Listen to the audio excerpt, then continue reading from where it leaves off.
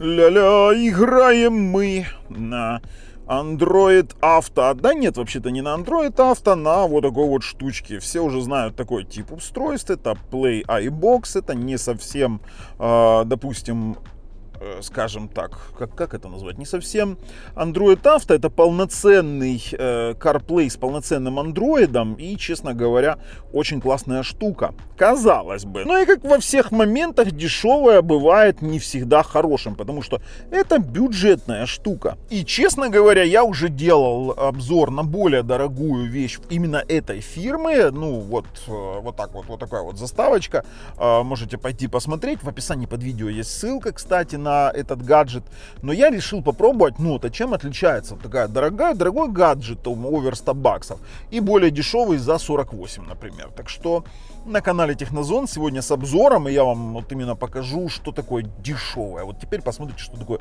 дешевый CarPlay, ну, не, знаете, беспроводной CarPlay плюс полноценный Android. Полноценный Android планшет на Qualcomm. При этом все это на канале Технозон. Поехали.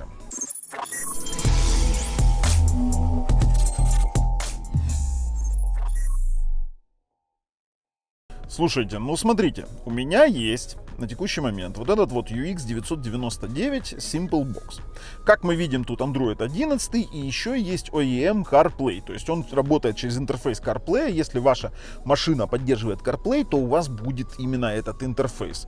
Дальше, смотрите, на Qualcomm, YouTube, сейчас мы посмотрим. Можем выбрать какой-то цвет. Он на Qualcomm QCM 2290, 2:16. И есть еще, можно мышку G10 BTS, потому что с мышкой намного удобнее. На самом деле намного удобнее. Давайте посмотрим характеристики. Android 11. Короче, как-то так, не то. Ну, во-первых, в дешевой версии у нас 2:16, в дорогой было 4:64. Вот здесь они описывают основные функции. Qualcomm, Snapdragon. Внутри запускают все предложения быстро и плавно. Встроенные 2:16. Простота установки. Так, но без 4G LTE. Сейчас у многих такие сверчки в башке. А как же с этим пользоваться? Да, придется создавать вот эту вот точку доступа на смартфоне. Ну да ладно. Теперь встроенный Wi-Fi без 4G, встроенный двойной Bluetooth 5.0 и 4.2, поддержка сенсорного экрана, встроенный магазин YouTube, Netflix, Google, поддержка с SD-карт 128 гигабайт. И тут рассказывается, как подключить беспроводной CarPlay. Все хорошо, все красиво, встроенный YouTube и Netflix, это мы подтверждаем. Самая проблема здесь это дешевая версия, дешевый процессор и, конечно же, отсутствие 4G точки. Давайте так, я разместил в описании под видео ссылку на проверенного продавца, можете пойти посмотреть, конечно же, на более дорогую версию тоже там. И подписывайтесь на мой канал, нажимайте колокольчик, мне будет приятно, много интересных видосов, много интересной информации, поэтому вот очень будет правильное решение вот именно вот здесь вот тыцнуть. Но начнем обзор, продолжим, вернее, обзор именно здесь. Само собой, без интернета мы здесь ничего не получим. Смотрите, что у нас тут есть. Не обращайте внимания, это соком дочка залила. Так, есть беспроводной интернет, доступ, можно языки менять, настройки самый обыкновенный Android и ничего такого более-менее интересного нет. Тут есть еще другие параметры, заводские настройки, учетка Google, загрузка приложения это при старте, по-моему. Сейчас мы можем задать при старте загрузку приложения беспроводного, вот SpeedPlay. Он будет загружать сразу у вас Android Auto. Я сейчас еще покажу, как он работает. Но в базе это самый простой Android, без каких-либо там излишеств, без каких-либо настроек экрана на разрешение. То есть разрешение экрана он берет по умолчанию то, что есть у нас сам по себе разрешение мультимедийной системы. Навигация у нас осуществляется с помощью вот этого плавающей вот этой штуки. Ой, вышел случайно. Видите, здесь при нажатии Car выходишь в магнитолу андроида. Говоря, в магнитолу нативную вашей машины можно, в принципе, тоже сюда вернуться. Дальше есть Google Play, Android, есть SpeedPlay, это беспроводной Android Auto и CarPlay беспроводной. Я загрузил кое-какие приложения. Есть у нас AIDA 64, сейчас я возьму поудобнее, чтобы было с чем работать.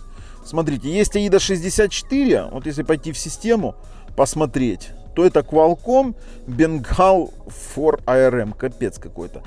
Платформа 2/16 и Bluetooth у нас показывают 1, они пишут 2, показывают 1. Я вставил сюда карту памяти на текущий момент с кое-какими видеофайлами, потому что данная система неплохо подходит для того, чтобы смотреть просто кино в пути, при этом не 4К кино. С Snapdragon у нас 4 ядра Qualcomm Creo по 2 ГГц, 14-нанометровый, вот, пожалуйста, 4 ядра. За отображение отвечает у нас, смотрим, Adreno 720. Ой, Adreno 702, господи, какой 20-й. А вот по сети у нас получается печаль, нужно создавать точку доступа. Есть доступ к температуре, особо он не греется, тротлинг-тест проводить нет смысла, да и никто этого делать не будет на такой штуке, потому что тут никто играть и контент смотреть часами точно никто не будет. В случае, если у вас просто подключен телефон, даже без Wi-Fi, без интернета, у вас есть доступ к Bluetooth телефону, то есть просто-напросто он подключается через обыкновенный Bluetooth, кстати, который изначально привязан к машине, он переподключается сюда. Вы можете кому-то звонить, например, я звоню сейчас жене. Все, он пошел звонить. Сейчас послушаем, как оно работает.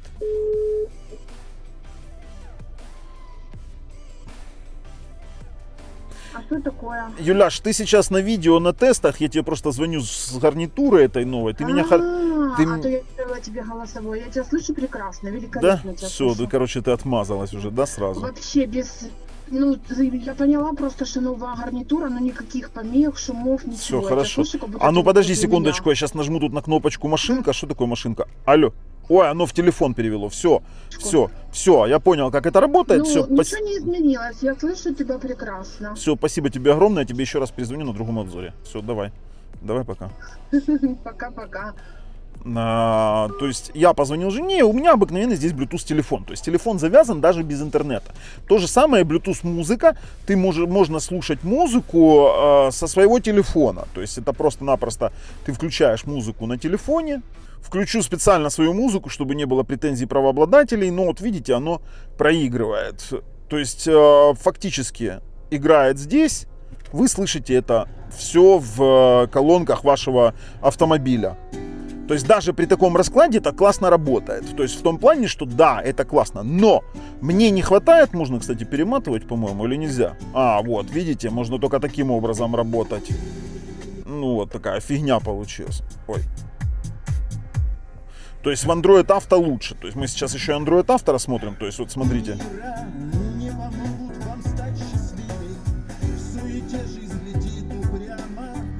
Теперь смотрите, музыка передается с достаточно неплохим качеством. Объясню почему. Смотрите, у нас есть Connect Bluetooth on AAC. То есть здесь есть поддержка более хорошего кодека звука. То есть это не SBC, это такой HD кодек начального уровня AAC. Но как только мы поднимаем сюда интернет, то есть, есть тут простой функционал. Ничего мы, в принципе, больше здесь делать не можем без интернета. Есть какие-то базовые штуки. Можем, конечно же, просмотреть какие-то фильмы, послушать. А знаете, какой здесь прикол? Я вам сейчас покажу. У меня сейчас вставлена сюда microSD карта. И у меня есть тестовые ролики, допустим, Dolby. Он может проигрывать Dolby True HD, например. При этом я слышу объемный звук. У меня 4 колонки в машине, да, там. Я слышу, он гуляет. Ой-ой-ой-ой, зачем так громко? Но он декодирует Dolby True HD, при этом в объеме у меня по всей машине гуляет этот звук, как и DTS HD Master Audio. Я тоже был, честно говоря, шокирован, потому что я слышу здесь тоже объемный звук, который гуляет по машине. То есть, он его не включил, сейчас другой, по-моему, какой-то у меня там работал, их 2 у меня файла. Давай, запускайся.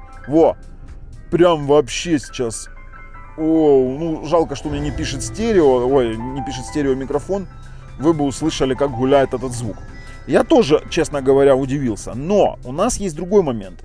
Если Full HD, допустим, оно видеофайлы проигрывает, вот это тестовый файлик, если Full HD оно проигрывает нормально, то, например, те же самые 4К образцы, вот, например, LG New York 4K, уже у нас появляются кое-какие проблемы. Звук есть, изображения нет. 4К он не воспроизводит, при этом с Full HD все в порядке. Как же можно использовать, если не привлекать Android Auto? Мы просто-напросто поднимаем с вами точку доступа на нашем смартфоне. То есть, ну, по сути, она должна быть включена для того, чтобы вы использовали. По-другому никак. Либо, если у вас, допустим, в машине есть точка доступа, а есть такое, можно просто-напросто кинуть какой-то модемчик. Здесь мы просто-напросто включаем. Сейчас мы найдем домашний. Где там у нас настройки? Подключится к интернету или нет? Чуть-чуть, конечно, такой, знаете, вот этот более слабый процессор, интерфейс немного тормознутей, чем в более дорогой версии. В более дорогой версии... я его просто отключил. Все понятно. Давай, включайся. Вот сейчас оно подключится. Все, подключилось. В более дорогой версии, конечно, это все намного быстрее работает. Там даже можно подключить еще один дисплей, мультидисплей. Там это все намного красивее. В таком варианте, конечно же, я здесь могу посмотреть, допустим, тот же самый ютубчик. Могу посмотреть, чтобы дети посмотрели, могу посмотреть там Netflix и тому подобные какие-то вещи. Но при этом рассчитывать на то, что у вас там будет какое-то экстра качество, я бы не рассчитывал. Потому что, по сути, вот, например, мои видео, потому что, по сути, качество будет ограничено вот просто-напросто качеством вашего экрана, разрешением, по сути. Так, давай, запустилось. Ну вот, пожалуйста, мы смотрим мой обзор. Они очень имеют достаточно большую погрешность, ну небольшую, там плюс-минус 5%, но максимально, что здесь работает. Сейчас мы на начало перемотаем. Но все равно это все чуть-чуть тормознутее работает, чем на более дорогой версии. Смотрите. Качество мы можем поменять, потому что качество такое себе. 240 на авто. Давайте другое. И поставим там 720p. Здесь все равно 480p экран. На 720p переключилось. Нормально выглядит, да? В принципе, можно смотреть. То есть, такой себе момент приятный. Хорошо. Я здесь еще смотрел Netflix, играл в какие-то игрушки. Проверять спид-тест здесь нет смысла, потому что это будет скорость связи с моим телефоном, а не с внешним интернетом. И по сути все ограничено всего лишь возможностью вашего телефона. Вот я сейчас включаю Netflix. Смотрите, это обыкновенный планшетный Netflix, ничего тут такого суперового. Сейчас попробуем как-то так, чтобы было виднее. Отсвечивает сильно, конечно. Вот так вот, наверное, будет лучше. Вот мы сейчас включаем фильм.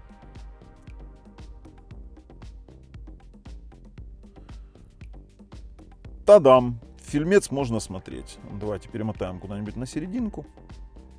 Вот, пожалуйста. То есть это, я не буду особо транслировать. То есть, да, вот в таком варианте это можно использовать. Конечно же, можно использовать и навигацию. Но, опять же, такой момент. Навигация у нас работает только лишь с подключенным интернетом. Конечно же, можно загрузить офлайн навигацию, но офлайн навигация это такое себе дело. Давайте найдем Google Maps, но при этом он не находит у меня здесь Google Maps. Где он? Где Google Maps? Не находит, ребят. Вот такая вот ситуация. То есть здесь нам нужно будет выходить из этого всего момента. Где это все приложения, да? Нету Google Maps, видите, несовместимо. То есть либо APK-шкой ставить, либо же мы будем использовать беспроводной CarPlay. То есть для этого используется у нас приложение SpeedPlay. Можно поставить его на автозагрузку. Смотрите, сейчас он законнектится к моему смартфону через SpeedPlay. Это будет обыкновенный беспроводной Android Auto. Поддерживает и Android Auto, и CarPlay. И уже здесь, включилась музыка моя же. Она продолжила играть здесь. То есть есть у нас и поддержка вот этих всех кнопок, да, там, которые есть, там, громкость. Вот сейчас я регулирую. Есть у нас поддержка голосовой функции. То есть с этим как бы вроде бы проблем нет. Есть также, это уже сами фишки Android Auto. Если не знаете, что такое Android Auto, у меня есть прекрасное видео, объясняющее принципы работы самого по себе Android Auto. Я остановлю пока свою песню. Но это не значит, что вы теперь не сможете ничего смотреть. Это значит, что вы сможете здесь пользоваться навигацией. Допустим, оно может работать в фоне. Вы можете выйти в главное меню. Можете здесь чего-то делать. Для того, чтобы вернуться в Android Auto, вам достаточно зайти в SpeedPlay. То есть, по сути, это работает вот таким вот образом. Но теперь давайте о минусах. или о минусах. Теперь, если я позвоню сейчас, опять же, своей жене, то у меня происходит вот такая вот фигня. Я обрываю связь, то есть он обрывает связь, доходит до андроида, и решить я это у меня никаким образом не получается. То есть он работает в режиме Bluetooth телефона. Отключаюсь от Bluetooth, не работает беспроводной Android Auto. То есть здесь вот эта вот вилка дешевого этого устройства, честно говоря, мне очень сильно не нравится. То есть он отключается сразу же от точки доступа, хотя точка доступа включена. И получается у нас ситуация вот такого момента. То есть это... ну, такое себе временное решение, не временное, это решение под точку доступа и работу здесь, но при этом вам придется устанавливать, допустим, ту же самую навигацию через АПК. Ну, допустим, здесь мы можем Waze попробовать найти, ну, Waze найдет, ага, видите, теперь у нас не может найти сеть, потому что нам нужно, по сути, переподключаться на Wi-Fi, на другой. То есть, так, теперь пишем включаем использовать Wi-Fi, он должен врубиться. Такое себе действие, я вам скажу, напрягает немножко. Давайте Waze попробуем обратно найти. Давайте Waze. И все равно оно Waze не находит, недоступно на этом устройстве. Не дают они нам этого сделать, то есть тоже нам нужно будет это делать через какое-то приложение. А ну попробуем теперь с Wi-Fi, вернемся. Ну блин, и вот когда вы работаете, ну вот дешевое устройство, и мне уже не нравится. То есть это как с ТВ-боксами. Я включил Wi-Fi, и SpeedPlay уже все, не заработал. То есть как есть, ребят. Я должен показывать всю правду. Не буду юлить и рассказывать, что это не так. Либо памяти не хватает на звонок, и оно выгружает просто-напросто SpeedPlay, а там всего лишь 2 на 16, либо что-то подобное. Ну вот сейчас опять заиграла музыка. А ну попробуем сейчас позвонить еще раз. Попробуем.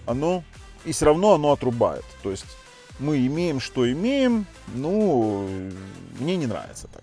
Короче, ситуация какова? Вроде бы работает все. Работает даже беспроводной AirPlay, работает беспроводной Android Auto, но работает, как вы поняли, все это очень и очень слабо. И вот то, что я пытаюсь донести своим подписчикам, что дешевая рыбка, плохая уха. То есть, если рыба будет плохая, дешевая, то и уха будет, само собой, такого же качества. Поэтому купить дешевое устройство, вот такое, вы можете, но получить максимально функции нет. Я бы советовал присмотреться к Arlen Kit, если вам нужен конкретный беспроводной какой-то девайс для Android Auto, либо присмотреться к более дорогой версии вот этих вот устройств 999, которые я уже обозревал. Там действительно это работает все просто идеально. То есть я когда-то делал Carbotix, это наподобие, но у Carbotix там отвалился беспроводной, скажем так, каст вот этих самых смартфонов Android Auto и CarPlay. Но в любом случае я могу, конечно, это рекомендовать, если вам нужны какие-то базовые функции. И тут уж, знаете как, посмотреть какое-то кино, ну блин, я не знаю, я мог бы рекомендовать вот за $48 для чего? Я не мог бы его рекомендовать. Вот давайте так на чистоту. Не буду я его рекомендовать. Я буду рекомендовать более дорогие модели, которые мы делали. Набор этих моделей, вот в принципе в описании под видео, сами пойдете посмотрите. Ну а в целом, надеюсь, вам нравится то, что мы делаем. Говорим всю правду. Ну а с вами был Бабл на канале Технозон. Пока, ребята.